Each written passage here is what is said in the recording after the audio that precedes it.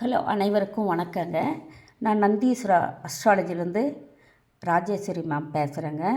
இப்போ நீங்கள் நிறைய யூடியூப் மெசேஜில் திருமணத்தை பற்றியே தான் கேட்டுட்ருந்தாங்க. நான் இப்போ ஒவ்வொரு ஆண் பெண் ஜாதகத்தில் ஜென்ரலாகவே சொல்லியிருக்கேன். அது 2 பேர்த்துக்குமே பொருந்துங்க. திருமணம் விரைவில் நடக்கும் அற்புதமான ஜாதக பாவகங்கள் எப்படி இருக்கும், ஆண் பெண் 2க்குமே பொருந்துங்க. அந்த லக்கணம் எப்படி வரும், அது பின்னாடி நீங்கள் ஃபுல்லாக ஏன்னா இதை நீங்கள் டவுன்லோடு பண்ணுறதுக்காக நான் பேசிடுவேன். ஆனால் என் முகத்தை வச்சுட்டு காட்டும்போது உங்களுக்கு இது உபயோகமாக இருக்குங்க.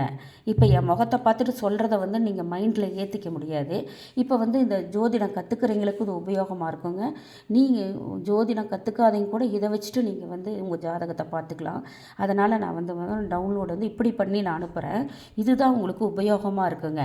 ஒன்று பின்னாடி பிக்சரை போட்டு என் முகத்தை காட்டினா இது நீங்கள் இப்போ பாருங்கள், நீங்கள் இதை செராக்ஸ் கூட எடுத்து வச்சுக்கலாம், நீங்களும் பார்த்துக்கலாம். அதனால தான் நான் இந்த மெத்தடில் உங்களுக்கு நான் ஃபாலோ பண்ணுறேங்க. இது உங்களுக்கு உதவியாக இருக்கும். படிக்கிற ஸ்டூடெண்ட்டுங்களுக்கும் உதவியாக இருக்குங்க. நிறைய ஸ்டூடெண்ட்ஸுங்க தான் எனக்கு கேட்குறாங்க, மேடம் நீங்கள் எனக்கு இந்த மாதிரி நோட்ஸ் கொடுங்க அப்படின்னு தான் கேட்குறாங்க. அதனால் நான் இப்படி எழுதி அனுப்புகிறேங்க. பின்னாடி உதாரண கட்டம் போட்டு நான் உங்களுக்கு காட்டியிருக்கேன், கடைசீட்டில் காட்டியிருக்கிறேங்க. ஓகேங்களா? இப்போ திருமணம் விரைவில் நடக்கிற அற்புத ஜாதக குறிப்புகள் நான் எழுதியிருக்கேன். இந்த ஜாதகக்கார ஆணோ பெண்ணோ உடனே திருமணம் ஆயிருங்க. அதுனா திருமண வயதில் கல்யாணம் பண்ணுங்கள். படிக்கிற குழந்தைகளுக்கு உடனே திருமணம் பண்ணி வச்சிடாதீங்க, படிக்கட்டும். ஆனால் இது இந்த மாதிரி ஜாதகத்துலேங்க எந்த ஒரு திருமண தோஷங்களும் வராதுங்க. மாங்கல்ய தோஷம் அந்த மாதிரி எதுவும் வராதுங்க. இப்போ லக்கணம் அமர்ந்த லக்கணம் எப்பயுமேங்க நான் லக்கணத்தையும் அந்த வீட்டினோட அதிபதி பின்னாடி எழுதியிருக்கேன். அதை மட்டும்தான் எடுத்துக்கணும். அந்த வீட்டில் உட்காந்த கிரகத்தை பற்றியே நான் பேசலைங்க. லக்கண அதிபதியும் 7ஆம் வீட்டு அதிபதியும் அதை அமர்ந்த அப்படின்னலாம் எழுதுவேன். அதை நீங்கள் புரிஞ்சுக்கோங்க. ஓகேங்களா?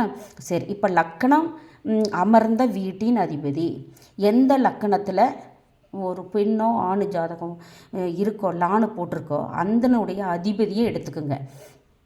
7ஆம் வீட்டின் அதிபதிங்க. இந்த திருமணம்னா 7ஆம் வீடு தாங்க. 7ஆம் வீடு 8ஆம் வீடு கொஞ்சம் பொருந்துங்க. அப்போ மீதியெல்லாம் வருங்க, அதுவும் வரும். மெயின் பாவகம் லக்கணமும் லக்கணாதிபதியும் 7ஆம் வீட்டு அதிபதி தான் அதிகம் வருங்க. லக்கணம் அமர்ந்த லக்கணம் எந்த வீடாக இருக்கோ அந்த லக்கணவுடைய அதிபதியும் லக்கணம் அமர்ந்த வீட்டு அதிபதி 7ஆம் வீட்டு அதிபதியும் எந்த பாவகத்தில் எந்த வீட்டில் வேணாலும் இருக்கலாங்க. அந்த ஜாதகம் கண்டிப்பாக திருமணம் ஈஸியாக முடிஞ்சிருங்க. எந்த கஷ்டம் இல்லாத குருகலம் கூடிருச்சும் பாங்கலங்க, அந்த மாதிரி ஜாதகம். அது என்ன சொன்னாங்க, லக்கணம் அமர்ந்த வீட்டின் அதிபதியும் 7ஆம் வீட்டின் அதிபதியும் இணைந்து சேர்ந்து 2 மட்டும் சேர்ந்து எந்த வீட்டில் வேணாலும் இருக்கலாங்க. அது திருமணத்துக்கு தடையில்லைங்க. புரியுதுங்களா? 2வது 7ஆம் வீட்டு அதிபதியும் லக்கண அதிபதியும் சமசப்தம் அப்படின்னா 7க்கு 7 அப்படி இருந்தாலும் திருமணம் நிச்சயம் நடக்குங்க. அது மேப் போட்டு பின்னாடி காட்டியிருக்கிறோங்க. உங்களுக்கு சமசப்தம்னா புரியாது, அது பின்னாடி ஈஸியாக இருக்குதுங்க. போட்டிருக்கேன். 7ஆம் வீட்டு அதிபதியும் லக்கண அதிபதியும் பரிவர்த்தனை நான் உங்களுக்கு பாருங்கள், நான் உங்களுக்கு பரிவர்த்தனைனாங்க இங்கே இருக்கிற இங்கே பாருங்கள். பரிவர்த்தனைனா அது பின்னாடி நான் சொல்கிறேங்க. நான் பின்னாடி அதை சொல்கிறேன். பரிவர்த்தனைக்கு நான் சொல்கிறேங்க. எப்படின்னாங்க, இந்த 7ஆம் வீட்டு அதிபதி வீட்டில் லக்கணாதிபதி உட்காந்துருக்கும், லக்கணாதிபதி வீட்டில் 7ஆம் வீட்டு அதிபதி உட்காந்துருக்கும். இதை இடம் வீடு மாற்றிக்கிறதுங்க. அதான் பரிவர்த்தனை. இப்போ புரிஞ்சிருக்குன்னு நினைக்கிறேங்க. லக்கண அதிபதியும் 7 கூடையவனும் அடுத்தடுத்து ராசிகளில் பக்கத்து கட்டங்க. 7ஆம் லக்கணாதிபதியும் 7 கூடையவனும் அடுத்தடுத்த வீட்டில் ராசிகள்லேயோ ராசிகளில் உட்காந்துருந்ததுன்னா திருமணம் நிச்சயமாக நடக்குங்க.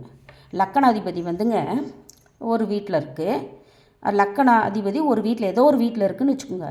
7ஆம் அதிபதியும் ஒரு ராசியில் 2 ராசிங்க. இது ராசின்னு போட்டிருக்கோம் பாருங்கள். லக்கணாதிபதி ஒரு ராசியில் இருக்கும், 7 கூடையவனும் ஒரு அடுத்த ராசியில் இருக்கணுங்க. லக்கணாதிபதியும் அடுத்த வீட்டில் 7 கூடிய ராசி பக்கம் ராசியில் உட்காந்துருந்தா திருமணம் நிச்சயம் நடக்குங்க.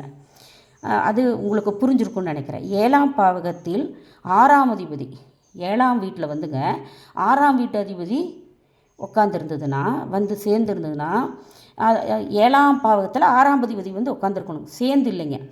7ஆம் வீட்டில் வந்துங்க 6ஆம் அதிபதி போய் உட்காந்துருந்ததுன்னா அமர்ந்தால் 7ஆம் அதிபதி அங்கே இருக்கணும்னு அவசியம் இல்லைங்க.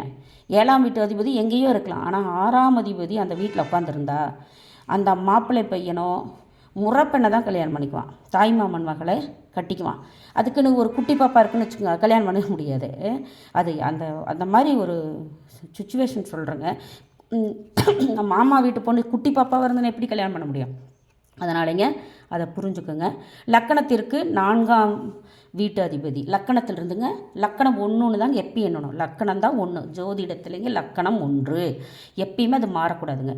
4ஆம் வீட்டு அதிபதி லக்கணத்திலிருந்து 4ஆம் வீட்டு அதிபதி எண்ணிக்கணும்.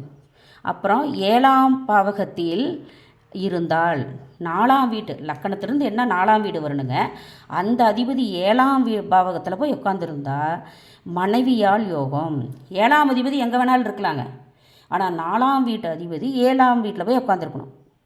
புரியுதுங்களா? 7ஆம் பாவகத்தில் இருக்கிற அதிபதி எங்கே வேணாலும் இருப்பார், அதை நாங்கள் பேசவே இல்லைங்க. லக்கணத்திலிருந்து 4ஆம் வீட்டு அதிபதி 7ஆம் வீட்டில் இருந்தால் மனைவியால் யோகம். மனைவி வேலைக்கு போவாங்க, சம்பாரித்து தருவாங்க, நல்ல மனைவி வாய்ப்பாங்க. இது புரிஞ்சுக்குங்க. 7ஆம் பாவத்தில் 7ஆம் அதிபதி இருக்கணும்னு இல்லைங்க, 4ஆம் அதிபதி மட்டும் இருந்துக்கலாம். 4ஆம் அதிபதி இருந்தால் அந்த இதுங்க.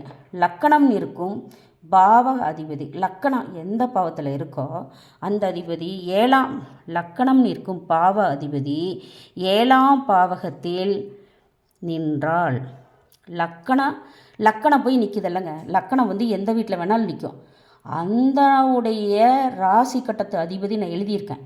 அந்த அதிபதி 7ஆம் பாவகத்தில் நின்றால் ஆண் பெண் இருவருமே, ஆண் ஜாதகத்தில் இருந்தால் மனைவியிட அன்பாக இருப்பாருங்க, பெண் ஜாதகத்தில் இருந்தால் இப்படி மாற்றிக்குவாங்க. புரியுதுங்களா?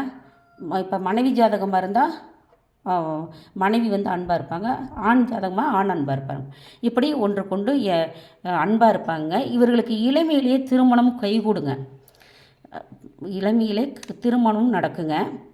கணவன் மனைவியும் பிரியாமல் மோகத்துடன் வாழ்க்கை நடத்தி பெருமை சேர்ப்பார்கள். லக்கணம் இருக்கும் பாவ அதிபதி லக்கணம் எந்த வீட்டில் வேணாலும் இருக்குங்க, அந்த ராசி அதிபதி அந்த ராசி அதிபதி போய் லக்கணம் நின்ற எந்த ராசியில் நிற்குதுன்னு பாருங்கள்.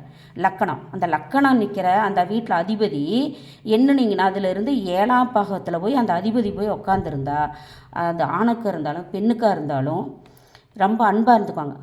மனைவி ஜாதகத்தில் இருந்தால் மனைவி அன்பாகவும், ஆண்கள் இருந்தால் ஆண் அன்பாகவும் இருப்பாருங்க.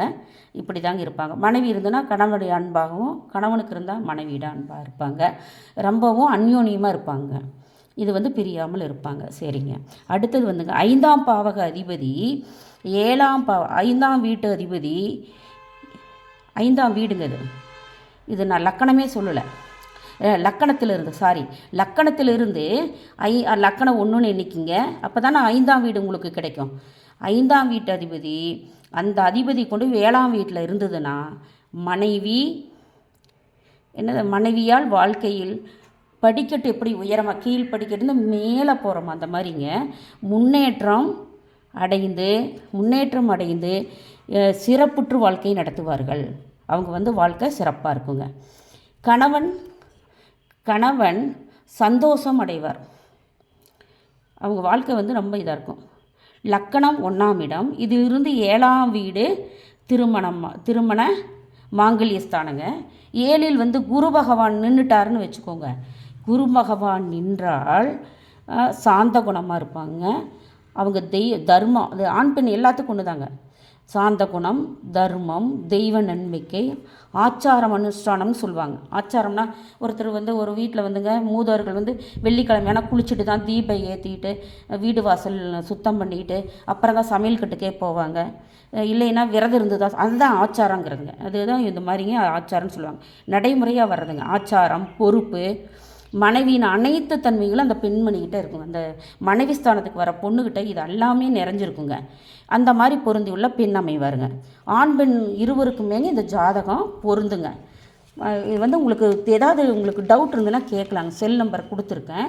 நான் லைனில் இருந்துகிட்டு இருந்தேன்னா எடுப்பேங்க, எனக்கும் கொஞ்சம் பிஸி ஒர்க் இருக்குது. இல்லைன்னா எடுக்க முடியாதுங்க, மன்னிச்சுக்கோங்க. எடுக்கலை மதிக்கலைன்னு நினச்சிக்காதீங்க. உங்களுக்கு டவுட் கேட்டுக்கிறதுக்கு நான் டவுட் கிளியர் பண்ணிக்கிட்டு தான் இருக்கேன். எனக்கும் கொஞ்சம் ஜாதகம் வந்துக்கிட்டு இருக்குங்க. அதனால் கொஞ்சம் எனக்கு வந்து கொஞ்சம் டைமிங் போத மாட்டேங்குது. நான் எடுத்துருவேன். நான் எடுக்க முடியாத தருணத்தில் தான் ஒருத்தரும் கோச்சிக்கிறாங்க, எடுக்க மாட்டேங்கிறீங்க மேடம்னு. எனக்கு கொஞ்சம் டைம் போத மாட்டேங்குதுங்க. உங்களுக்கு நோட் பண்ணுறதுக்காக நான் கிளியர் பண்ணுறேங்க கேமராவை. 7ல் சுக்கிரன் மட்டுமே, 7ஆம் இடத்துலைங்க சுக்கிரன் மட்டுமே இருந்தா கூட குரு ஓகே, குரு இருக்கலாங்க. ஆனால் 7ல் சுக்கிரன் இருந்தால் ஆண் ஜாதகத்தில் 7ல் சுக்கிரன் இருந்தால் ஆணுக்குங்க அழகான மனைவி வாய்ப்பாள். குரு கூட இருந்ததுன்னு வச்சுக்கோங்க, அவங்க கொஞ்சம் பக்தியாக இருப்பாங்க, அவ்வளோதாங்க. ஆனால் விரைவில் அவங்களுக்கு வந்து திருமணம் கூடுங்க. அடுத்ததுங்க, லக்கண அதிபதியும் 7ஆம் பாவ அதிபதியும், லக்கணம் இருக்கிற அந்த வீட்டு அதிபதியும் 7ஆம் ஒருவருக்கொருவர் திரிகோணம்னா லக்கணத்திலிருந்து 1, 5, 9 அதுதான் திரிகோணம்னு பேருங்க. மகாலட்சுமி ஸ்தானம்னு பேருங்க. இந்த வீட்டில் இருவரும் அந்த வீடுகளில் மாறி மாறி அமர்ந்தால், இப்போ 1, 5, 9க்குள்ளேங்க லக்கணாதிபதி 1ல் இருக்கலாம், 5ல் இருக்கலாம், 9ல் இருக்கலாம். 7ஆம் பாக அதிபதி வந்து 1ல், 5ல், 9ல் இருக்கலாம். மாறி மாறிங்க முக்கோண வடிவத்தில் வரும், டயாங்கிள் ஷேப்பில். அப்படி இருந்தால் அந்த வீடுகளில் மாறி மாறி அமர்ந்தாலும் அந்த ஆணுக்கோ பெண்ணுக்கோ திருமணம் நிச்சயம் நடக்குங்க. 11ஆம் வீட்டு அதிபதி 7ஆம் பாவகத்தில் இருந்தால், 11வது வீடு லக்கணத்திலிருந்து என்னங்கன்னா, அந்த 11வது வீட்டு அதிபதி 7ஆம் பாவகத்தில் இருந்தால் அந்த பெண்மணி வந்து அந்த மனைவி வந்து குழந்தைகள் மேலே பாசமாக இருப்பாங்க. அந்த ஜாதகி குழந்தைகள் மீது அவங்க கல்யாணம் பண்ணி குழந்தைகள் மீது ஒரு பாசம்னா கொஞ்சம் நெஞ்சலை கடல் அளவு பாசம் வைத்திருப்பார். குழந்தைகள் மீது அதிமீறின பாசமாக இருப்பாங்க. அதேமாரி கணவன் ஆண் ஜாதகத்தில் வந்தால் கணவனாக வருவார், அவர் வந்து குழந்தைகள் மேலே பாசமாக இருப்பார். திருமணத்திற்கு பின் வாழ்க்கையில் பெரும் முன்னேற்றம்னு சொல்லுங்க, நான் பெரும் முன்னேற்றம் கிடைக்கும். சரி, அடுத்தது 11ஆம் அதிபதி 11ஆம் வீட்டு அதிபதி லக்கணத்திலிருந்து என்ன, லக்கணம் ஒன்று போட்டுங்க, அப்புறமேல எல்லாம் வந்துடும் உங்களுக்கு ஆன்சர். 7ல் நின்றால் அத்தை மகள் மனைவியாக வருவார். அத்தை மகள் வந்து என்ன பண்ணுறதுங்க, கணவன் சம்பாதிப்பது எல்லாம் மனைவியிடம் கொடுத்து வைப்பார். அல்லது மனைவிக்கு தெரியாமல் அல்லது அதை கொடுத்துருவார். அவர் வச்சுருந்தா மனைவி தெரிஞ்சுதாங்க செலவு பண்ணணும். மனைவியோட பேச்செல்லாம் செலவு பண்ண முடியாது. பொண்டாட்டிகைக்கு பணம் போகும், இல்லைன்னா அவர் வந்து மனைவிகிட்ட கேட்டு தான் செலவு பண்ணணும். அப்படி இருப்பாங்க. அடுத்ததுங்க, லக்கணத்தில் 7ஆம் அதிபதி நின்றால் கணவர் அல்லது 2 ஜாதகம் மனைவி அல்லது கணவர் அந்த ஜாதகத்தில், அது கல்யாணம் ஆகிறதுக்கு முன்னாடி மனைவி கணவன் சொல்லக்கூடாதுங்க. ஆண் பெண் ஜாதகத்தில் அந்த ஜாதகர் எதிர்ப்பாளர்னா ஆண் பெண், அதான் ஆப்போசிட், எதிர்ப்பாளர் அடுத்தவங்க இல்லைங்க, அவங்களுக்குள்ள எதிர்ப்பாளர் கணவன் ஆறு மனைவி மாற்றி மாற்றி அன்பாக இருப்பாருங்களாம். கணவர் மனைவியோடங்க இதுதாங்க முக்கியம். நம்மளுக்கு பணம் காசெல்லாம் எதுவும் தேவை இருக்கும், வேணும். ஆனால் இது அன்பே சிவங்கிற மாதிரி கணவர் வந்து மனைவி மேலே பாசமாக இருப்பாராம், மனைவி கணவர் மேலே பாசமாக இருப்பாங்களாம். அப்படி ஒன்றுக்கொன்று விட்டு கொடுக்க, அதான் நான் இன்ட்டு போட்டிருக்கேன், முக்கியம்னு போட்டிருக்கேன் பாருங்கள். ரொம்ப வந்து அந்யோன்யமாக இருப்பாங்க. அன்பே சிவம், அன்புக்காக அடிபடி வருங்க இவங்க, அப்படி வாழ்க்கையை நடத்துவாங்க. அடுத்ததுங்க, 10ஆம் வீட்டில் எல்லாம் ஜாதக நோட் எடுத்து வச்சுட்டு பாருங்கள். ரெஸ்ட் டைமில் இதெல்லாம் பாருங்கள், அவங்கவுங்க ஜாதகத்தை எடுத்துகிட்டு அனலைஸ் பண்ணுங்கள். 10ஆம் வீட்டில் 7ஆம் பாவக அதிபதி நின்றால் திருமணத்திற்கு பின் தொழிலில் முன்னேற்றம் இருக்குங்க, நல்ல உத்தியோகம் அமையுங்க. 10ஆம் வீட்டில் போய் 10வது வந்து தொழில் ஸ்தானங்க, 7ஆம் வீடு திருமண மாங்கல்ய ஸ்தானங்க, 11ஆம் இடம் லாபஸ்தானங்க, 12ஆம் இடம் அயன சயன போகஸ்தானங்க. இதுங்க அது வந்துங்க 10ஆம் வீடு தொழில் ஸ்தானத்துக்கு வருதுங்க. இப்போ அது வந்துங்க தொழில் முன்னேற்றம் நல்ல உத்தியோகம் அமைங்களாம். எது 10வது வீட்டில் போய் 7ஆம் வீட்டு அதிபதி நின்றால் இது வந்து இப்படி வரும். அதில் போய் கேதுவெல்லாம் சமைக்கக்கூடாதுங்க, தனிச்சு. அது இருந்ததுன்னா அந்த வந்து நல்ல உத்தியோகம் கிடைக்கும். சுக்கிரனும் சந்திரனும் பாருங்க, அடுத்து சுக்கிரனும் சந்திரனும் இரண்டும் ஒன்று சொந்த வீட்டிலைங்க. சுக்கிரனும் சந்திரனும், சுக்கிரனுக்கு வீடு எதுங்க, சொந்த வீட்டில் இருந்தாலும் சுக்கிரன் வீடு எதுங்க, ரிஷப வீடும் துலா வீடும் சுக்கிரன் வீடு, சந்திரன் வீடு கடக வீடு. அவங்க சொந்த வீட்டில் இருந்தாங்கன்னா அவங்க ரெண்டுமே ஒன்று, சொந்த வீடுனாலும் ஒன்று தாங்க, அதிபதி வீட்டில் இருந்தாலும் ஒன்று தான். இருந்தாலும் என்னங்க, குருவிட்டேருந்து என்னோனுங்க, அவங்க சொந்த வீட்டில் இருக்கணும், இருந்துக்குவாங்க. ஆனால் குருவிலேருந்து எண்ணணும், நீங்கள் குருவை தான் ஒன்றுன்னு எண்ணணும். அப்படி எண்ணும் பொழுது சுக்கிரன் வீடு அஞ்சாவது இடமா வந்தாலோ, குருவிலேருந்து எண்ணிங்கன்னா சுக்கிரன் வீடு 5, 7, 9 வரணுங்க. குரு நின்ற வீடு 1ன்னு எண்ணி சந்திரன் வீடு 1, 7, 9 வரணுங்க. இப்போ புரியும்னு நினைக்கிறேன் நான். குருவை தான் இப்போ லக்கணத்தில் சொல்லுங்க இந்த பாயிண்ட்டு. குருவை 1ன்னு எண்ணி 5, 7, 9 அந்த வீடாக வரணுங்க. குரு 1 வந்தால் 5வது வீட்டில் சுக்கிரனாக அமையணும். அந்த சுக்கிரன் வீடு அந்த அதிபதி வீடாக இருக்கணும். சுக்கிரன் எந்த இதுன்னு இல்லை, அவங்க வீட்டில் இருக்கணும், சொந்த வீட்டில் இருக்கணும். அப்படின்னா புரியுதுங்களா? சுக்கிரன் வீடு தான் நான் சொல்லிட்டேன், சந்திரன் வீடுன்னு சொல்லிட்டேன். அந்த வீட்டில் இருக்கணும். அந்த வீடு எதுன்னு நான் உங்களுக்கு பின்னாடி மேப் போட்டு காட்டியிருக்கேன், கடைசியாக மேப் போட்டு காட்டியிருக்கேன். இடையில மேப் போட்டுட்டு இருந்தாங்கன்னா பாயிண்ட்ஸ் வராதுங்க. 5, 7 வீடுகளில் இருந்தாலோ இல்லை குருவின் பார்வை பட்டாலோ எல்லாம் ஒன்றா தாங்க வரும். இருந்துட்டாவே பார்வையும் வரும், இல்லை இதாக வரும். இல்லை அந்த வீட்டு மேலே பார்வை வந்தால் கூட கொஞ்சம் இருந்துட்டால் முழு பார்வைங்க, கொஞ்சம் பார்வைங்கிறப்ப அதுவும் கிடைக்கும். குருவின் நின்ற இடத்துல 5, 7 வீடு வந்துங்க சுக்கிரன் வீடும், குருவின் நின்ற வீட்டிலேருந்து 5, 7, 9 வந்து இந்த வீடுகள் எது, சுக்கிரன் வீடும் சந்திரன் வீடும் பார்வை வந்தாலுமே கொஞ்சம் இருக்குங்கிறாங்க. குரு ஆர் சந்திரன் அந்த சுக்கிரன் வீட்டில் பாருங்கள், சுக்கிரன் வீடு அது சந்திரனும் குருவும் சேர்ந்தாலோ பாருங்கள், சுக்கிரன் குருவும் சேர்ந்தாலோ பாருங்கள் மகிழ்ச்சியான சுக்கிரன் வீட்டில் ப்ளஸ் குரு, சுக்கிரன் வீட்டில் சுக்கிரன் இருப்பார், குரு இருந்தாலோ, சந்திரன் வீட்டில் குரு இருந்தாலோ மகிழ்ச்சியான அன்பான தெய்வீக உள்ளம் பந்துக்களோட தெய்வீகமாக இருப்பாங்க. அந்த பந்துக்களோட அனைத்து வளங்களுடன் மனவாழ்வு மகிழ்ச்சியுடன் சிறப்பாக நடத்துவார்கள். அந்த கணவன் மனைவி அவ்வளவு சிறப்பு. குரு பார்வைப்பட்டாலோ அந்த சேர்ந்து இருந்தாலோ அந்த இது கிடைக்கும்னு சொல்கிறாங்க. உங்களுக்கு இது கடைசியாக போட்டிருக்குறேங்க. இதெல்லாம் படிச்சுட்டு பாயிண்ட் படிச்சுட்டு அப்புறம் நீங்கள் நோட்டு டவுன்லோட் பண்ணிக்கோங்க, செராக்ஸ் எடுத்துக்கோங்க. நான் தெளிவாக தான் கொடுத்துருக்கேன், பொறுமையாகவும் சொல்லிட்டு வரேங்க. அதுக்கு தான் நான் செராக்ஸ் எடுக்கிறதுக்காக நான் உங்களுக்கு இது கொடுக்குறேன். அது பேசுகிறதும் உங்களுக்கு வாய்ஸ் டவுன்லோட் பண்ணிக்கோங்க. அடுத்தது லக்ன அதிபதியும் 7ஆம் வீட்டு அதிபதியும் 7ஆம் வீட்டு பலம் பொருந்திருக்கணும். பலம்னா என்னங்க, ஆட்சி உச்சம். ஆட்சி உச்சம் நான் உங்களுக்கு கொடுத்துருக்கேன். எந்தெந்த வீட்டில் ஆட்சி உச்சம்னு அந்த டைன் டேபிளில் போட்டிருக்கேன். எந்த வீட்டில் ஒவ்வொன்றும் 2 கிரகம் வரும். சந்திரன் சூரியன் ஒரு வீட்டுக்கு தான் அதிபதி. எந்த இடத்துல ஆட்சி வரும், 2 கிரகங்கள் ஒரு வீட்டில் ஆட்சியாக இருக்கும், ஒரு வீட்டில் ஆட்சி உச்சம் வரும். ஆனால் சந்திரன் மட்டுமே ரிஷபத்தில் உச்சத்துக்கு வருவாருங்க. சந்திரன் வீட்டில் ஆட்சியில் மட்டும்தான் இருப்பார். அப்போ ரிஷப வீட்டில் ரிஷப வீட்டில் சுக்கிரன் ஆட்சியும் வரும், சந்திரன் உச்சத்தில் வருவார். ரிஷப வீட்டில் 2 இருக்கும். அந்த ஒரு ரிஷப வீட்டுக்கு மட்டுங்க அது சந்திரன் அங்கே போய் என்ன பண்ணிடுவாருங்க, உச்சத்தில் போய் உட்காந்துருப்பார். சுக்கிரன் ஆட்சி வீட்டாக அது ஒரு வீட்டில் மட்டும் அப்படி இருக்குங்க. லக்கண அதிபதியும் 7ஆம் வீட்டு அதிபதியும் பலம், ஆட்சி உச்சம், ஆட்சி நட்பு ஆக இருக்க வேண்டும். அதுக்கு நான் பாயிண்ட்ஸ் கொடுத்துருக்கேங்க. சமம்னா 60% தாங்க வரும். இவர்கள் தனியாக சொந்த வீட்டில் இருந்தாலோ நட்பு வீட்டில் இருந்தாலோ குருவுடன் இருந்தாலோ குரு அமைந்த வீட்டுக்கு குருவிலிருந்து 1 எழுதணும். குரு அமர்ந்த வீட்டிலிருந்து பார்வை 5, 7, 9 இருந்தாலோ மன வாழ்க்கை மகிழ்வுடன் சொர்க்க வாழ்க்கை. சொர்க்கம் மேலே போய் சொர்க்கத்தை பார்க்க வேண்டியது இல்லைங்க, வீட்லேயே அவங்க மன வாழ்க்கை வீட்லேயே பார்த்துக்கலாங்க, சொர்க்கமாக இருப்பாங்க. இப்போ சண்டை கூட போட்டுக்க மாட்டாங்க. இதெல்லாம் உண்மைங்க, ஜோதிட ரகசியங்கள் இது. புருஷன் வந்தால் பொண்டாட்டி சண்டை போட மாட்டாங்க, பொண்டாட்டி கண்டா புருஷன் சண்டை சொர்க்க வாழ்க்கை வாழ்வாங்க, பூலோகத்துலேயும் சொர்க்க வாழ்க்கை வாழ்வாங்க. 3ஆம் வீட்டு அதிபதி 7இல் நின்றால் 3ஆம் வீட்டு அதிபதிங்க லக்கணத்தை 1ன்னு எண்ணி 3ஆம் வீட்டு அதிபதி 7இல் நின்றால் மூத்த சகோதரிக்கு மகள் இருக்கணுங்க. மகள் இருந்தால் மகளை மனம் செய்து கொள்வார். அது வயதப்படி. அக்காவுக்கு மூத்த அக்காவை கல்யாணம் பண்ணிக்கணும்னு சொன்னீங்க மேடம். மூத்த அக்காவுக்கு 2 வயசுனா அதுக்கு நான் பொறுப்பு இல்லைங்க. அதுக்கு இது விதி. இது ஜாதகத்திலுடைய இது சூட்சமத்தை சொல்கிறேன் நான்.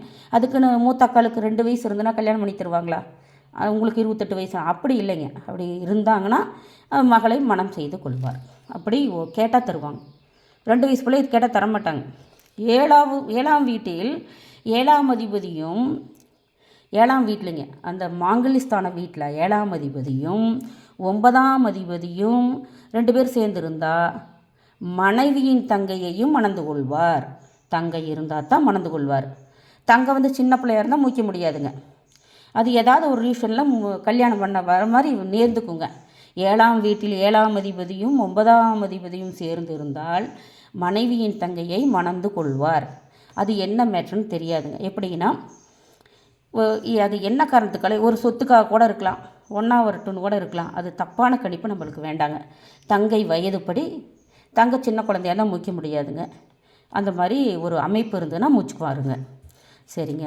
7ஆம் வீட்டு அதிபதி லக்கணத்திலிருந்து 4, 8, 12ஆம் வீடுகளில் அமர்ந்தாலோ 4ஆம் 8, 12 வீட்டு அதிபதிகளுடன் இந்த 7ஆம் அதிபதி போய் 4, 7, 8, 7, 12, 7ங்க இந்த மாதிரி சேர்க்கை பெற்றாலும் உத்தியோகம் பார்க்கும் மனைவியாக வருவாளுங்க.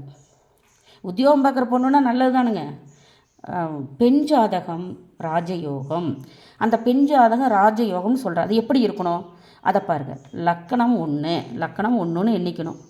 லக்கணமெல்லாம் ஒன்று தாங்க. இது லக்கணம் தாங்க. இது ஜாதகத்தில் மெயின் லக்கண அதிபதி ராசி அதிபதி. லக்கணம்னா அது புரிஞ்சுக்கும். லக்கணம் ராசி அதிபதினா ராசினா சந்திரனுங்க. இது ரெண்டும் ரொம்ப உடலும் உயிர் மாதிரிங்க. ஜாதகத்துக்குள்ள உயிரும் உடலும் போலங்க. லக்கண அதிபதியும் ராசி அதிபதி சந்திரன் வருவாருங்க. சரி. ஒரு பெண் ஜாதகம் ராஜயோகம். லக்கணத்தில் குரு இருக்கணும். 7ஆம் வீட்டில் சந்திரன் இருக்கணும். அப்போ 7ஆம் வீடு ராசி வீடாக வருங்க. சந்திரன் 7ஆம் வீட்டில் ஒரு லக்கணத்தில் குருவும் 7ஆம் வீட்டில் சந்திரனும். 7ஆம் வீட்டில் சந்திரன் இருக்கும். 7ஆம் வீட்டில் சந்திரன் இருந்தாவே அது ராசி வீடு தாங்க வரும். 7ஆம் வீடு சந்திரன் வீடாக இருந்தால் அது ராசி வீடாக வரும். சந்திரன் அமர்ந்த வீடு தான் நாங்கள் ராசி வீடு. 10ல் சுக்கிரனும் உள்ள பெண்ணை அந்த பெண் ஜாதகத்தை மணந்து கொள்கிறவன் அரசனை போல் வாழக்கூடிய பாக்கியம். அரசனாட்டு இருந்தால் என்னங்க குறை? அரசன் போல வாழ்க்கை வாழ்வார். அது ராஜயோகம் தாங்க. ராஜாவுக்கு என்னங்க கஷ்டம்? 1, 4, 7, 10 வீடுகளில் 1 லக்னங்க வீடுகளில் சுபகிரகங்கள் குரு என்னென்ன சுபகிரகங்கள் எதுங்க? குரு, சுக்கிரன், புதன், வளர்பிறை சந்திரன் சேர்ந்தோ அல்லது தனித்தோ அப்படியே தனித்தனியாக இருந்தால் இந்த 1, 4 வீட்டில் இதெல்லாம் இருந்து நான் அமையப்பெற்ற ஜாதகம். இந்த ஜாதக பெண்ணுங்க. இது பெண்ணுங்க. அதிர்ஷ்டம், நற்குணம், தெய்வீகம் அமைய பெற்று மனைவியாக இருப்பார். 1, 4, 7, 10 வீட்டில் சுபகிரகங்கள் மட்டுமே இருக்கணுங்க. அது சுபகிரகம் எது? 1, 4 மாறி மாறி உட்காந்துக்கலாங்க. குரு, சுக்கிரன், புதன், வளர்பிறை சந்திரன் சேர்ந்துருக்கலாம், தனியாக இருக்கலாம், தனிச்சிருக்கலாம், சேர்ந்துருக்கலாம். இந்த மாதிரி ஒரு ஜாதக கட்டம் உள்ள பெண்மணி ஜாதகம். அந்த பெண் எப்படி இருப்பானா அதிர்ஷ்டம் நிறைந்தவங்களாக இருப்பாங்க. வச்சது விலங்கு தொட்டது விலங்குன்பாங்களா அந்த மாதிரி நற்குணம் நிறைந்த தெய்வீகம் அமைய பெற்ற பெண்ணு சண்டை போடாத பொண்ணாக வருவாங்க. அதுதான் முக்கியம். உங்களுக்கு சண்டையே போட மாட்டாங்க. நற்குணம் வந்துடுதுங்க. அதில் சண்டை போடாத மனைவி வந்தாவே சொர்க்கந்தாங்க. அதனால் சொல்கிறேன். அடுத்ததுங்க கன்னி லக்கணங்க. லக்கணம் 1வது வீடு. பிறந்த பெண்ணின் ஜாதகத்தில் லக்கணத்தில் புதன் அமர்ந்து லக்கணத்திலிருந்து என்ன 11வது வீடு கடக வீடு தாங்க வரும். பாருங்கள், எண்ணி பாருங்கள். கன்னி வீடுங்க. இது 12, 11 இப்படி ஷார்ட்கட்டில் எண்ணலாம். 1 இருந்து இப்படி போட்டுருக்கோம் பாருங்கள். இது 1வது வீடு 12 கட்டம் தான் இருக்குது. இது 12வது வீடு 11வது வீடு இப்படி என்னால் இப்படி தான் வரும்.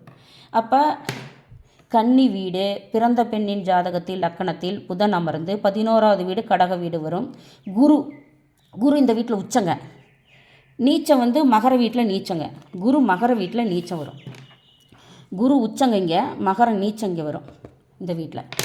கடக வீடு வருங்க. குரு அந்த வீட்டில் உச்சம் இருந்ததுன்னா, கடகத்தில் குரு இருந்தாலும் ராஜயோக மனைவி வருவாங்க. கடக வீட்டில் குரு இருந்துட்டால் போதுங்க, மனைவியே பொன்னகையாக மாறிடுவாங்க, மனைவியே செல்வம், மனைவியே எல்லாமேங்க. அப்போ என்னங்க வேணும்? மனைவி சொத்து சுகத்தோட பொண்ணு பொருளோட சம்பாரித்து போடுவாங்க. ஏதோ ஒரு வகையிலைங்க அவங்கள என்ன சொல்கிறது, பொன். அப்போ செல்வம், பணம், அந்த வீட்டில் உச்சமெல்லாம் குரு எல்லாமே கிடைக்குங்க. அந்த பெண்ணு வைப்பார். அவங்கள கட்ட வைக்கிறவங்க எப்படி இருப்பாங்க? இந்த பெண்மணியை கட்டிக்கிற மகான் கணவர் எப்படி இருப்பார்? நல்லா தாங்க இருப்பார். அதுதான். அடுத்ததுங்க, மிதுனம், சிம்மம், கன்னி, துலாம், விருச்சகம், கும்பம். இந்த பாவகத்தில், இந்த வீட்டில், இந்த ராசியில், இந்த லக்கணத்தில் அப்படின்னு வச்சுக்கோங்க. எது வேணாலும் 6 வீடு லக்கணம் இருந்து இந்த லக்கணத்தோட சந்திரன் இருந்து எந்த வீட்டில் வேணாலும் இருக்கலாம். நான் எழுதின வீட்டில் மிதுனம், சிம்மம், கன்னி, துலாம், விருச்சகம், கும்பம். இந்த 6 வீட்லேயும் லக்கணத்து அந்த வீட்டில் லக்கணம் இருந்து அதோடவே சந்திரன் இருந்து, சந்திரன் இருந்த வீட்டில் லக்கணத்திலிருந்து 4, 7, 10 வீடுகளில் அந்த என்னென்ன லக்கணத்திலிருந்து அந்த வீட்டில் இருந்து மிதுன வீட்டிலிருந்து 4வது வீடு, சிம்ம வீட்டில் இருந்து 4, 7, 10, கன்னி வீட்டிலிருந்து 4, 7, 10, இப்படி இந்த சுபகிரகங்கள் யார் யார் சுபகிரகங்கள்? குரு, சுக்கிரன், புதன். புதன் என்ன பச்சோந்தி மரத்தில் போய் பார்த்தா பச்சை கலராக இருப்பார். எந்த இடத்துக்கு போய் நிற்கிறோம் அந்த கலராக மாறுவாருங்க. தன் பகைவரிடமிருந்து தன்னை காப்பாற்றி கொள்ள நேரத்திற்கு இடத்திற்கு தான் பச்சோந்தி நிறம் மாறுங்க. அதே மாதிரி புதன் பகவான் அசுப கிரகங்களோட சேரும்போது அசுபத்தன்மை வரும். குருவோட சுக்கிரனோட சேரும்போது வளர்பிறை சந்திரனும் வருவாருங்க. இதில் வளர்பிறை சந்திரனும் கூட சேர்த்திக்கலாம். இவங்களோட சேரும்போது குருவோட சந்தை என்ன வருவாங்க? கடவுளோட குரு, சுக்கிரன் இவங்களாம் நல்ல கிரகங்கள், அசுப கிரகங்கள் இல்லை, சுப கிரகங்கள். இவங்களோட சேர்ந்து சுபத்தன்மை அடைவாருங்க. அதனால் இவர் சுபர்களை போட்டுக்கலாங்க. குரு, சுக்கிரன், புதன், வளர்பிறை சந்திரன் இருந்தாவோ, வளர்பிறை சந்திரனா சூரியனிலிருந்து என்னணுங்க, அந்த வளர்பிறை சந்திரனோடு என்னென்ன அதை பார்த்துக்கணுங்க. அது இந்த 6 வீட்டுக்குள்ளே வரணுங்க. அப்போ சுபச்சந்திரனாக வருவார், வளர்பிறை சந்திரனாக வருவாருங்க. அந்த வளர்பிறை சந்திரன் எல்லாம் சேர்ந்தோ தனித்தோ எல்லாம் இருந்தாங்கன்னா இதில் மாறி மாறி இருக்கலாங்க. 4ஆம் வீட்டில் குரு இருக்கலாம், 7ஆம் வீட்டில் குரு இருக்கலாம், 10ஆம் வீட்டில் சுக்கிரன் இருக்கலாம், 7ஆம் வீட்டில் புதன் இருக்கலாம். இந்த மாதிரி சேர்ந்து இருக்கும்போது புதன் இது ஒரு பாயிண்ட்டு மிஸ் பண்ணிட்டேங்க. புதன் சேர்ந்து இருந்தால் தான் என்னங்க நான் சொல்கிறது புரியுதுங்களா? புதன் சேர்ந்துருக்கணும். இதுங்களோட சேர்ந்து இருந்தால் தான் சுபகிரகம். தனித்திருந்தால் சுபகிரகம் இல்லை. அப்போ புதனை விட்டுறணும். சேர்ந்து இருக்கும்போது தான் சுபத்துவம். இல்லைன்னா குரு, சுக்கிரன் வச்சுக்கணும். புதன் தனித்து இருக்கக்கூடாது. ஆனால் சுக்கிரனோட சேர்ந்தால் அந்த 7ஆவது வீட்டில் குருவும் புதன் இருந்தால் சுபகிரகமாகும். சுக்கிரன் புதன் இருந்தால் அந்த மாதிரிங்க அப்படி வச்சுக்கணும். அப்படி வச்சு அந்த மாதிரி பார்த்துக்குங்க. சேர்ந்தோ தனித்து இருந்தாலும் புதன் தனித்து இருக்க வேண்டாங்க.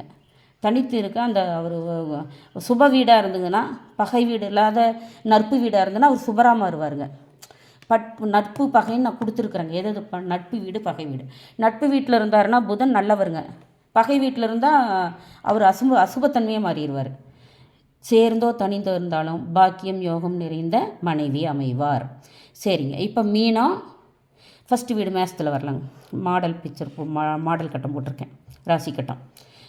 எது ஃபஸ்ட்டு வீடு? இதாங்க 1வது வீடு. நம்ம சும்மா மாடல் கட்டிருக்கோம். இது இதான் ராசியில் மேசம் தான் ஃபஸ்ட்டுங்க.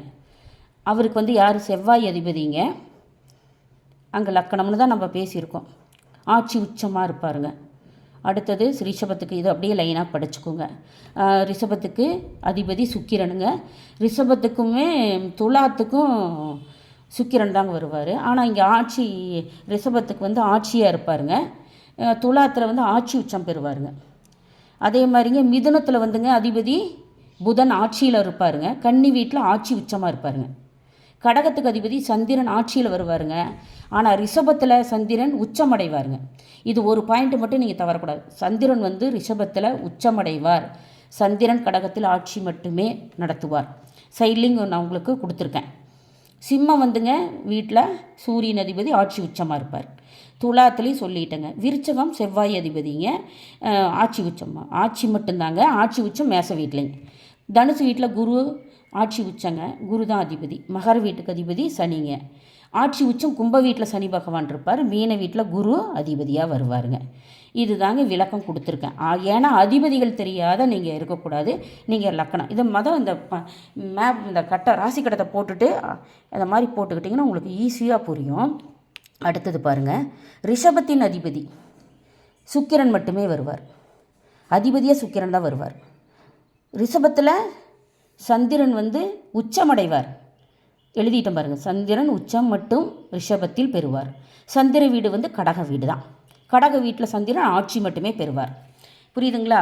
இப்போ நீங்கள் இதெல்லாம் நோட் பண்ணி வச்சுக்கோங்க. ஒரு நோட்டு வாங்கி எழுதி வச்சுக்கோங்க. சும்மா இது ஒவ்வொரு தடவையும் நீங்கள் யூடியூப் பார்த்துட்டு இருக்க முடியாது. நோட்டில் எழுதி வச்சுக்கோங்க. லக்கணம் ஒன்றுங்க. லக்கணம் ஒன்றுலேருந்துங்க பாருங்கள், 1 2 3 4 5 6 7 சமசொத்து. பாருங்கள் சமசொத்தம் எப்படி வந்தது? 1 2 3 4 5 6 7. இப்போ சமசொத்தம் புரியுதுங்களா? இங்கிருந்து எண்ணி பாருங்கள், 1 2 3 4 5 6 7. இங்கிருந்து என்ன 7. இதுதான் சமசொத்தம். சரி, இது லக்கணமாக வச்சு பாருங்கள். 1 2 3 4 5 6 7ங்க. இங்கிருந்து என்ன? இது 7ஆம் வீடு. 1 2 3 4 5 6 7. இதுதான் சமசொத்த பார்வை.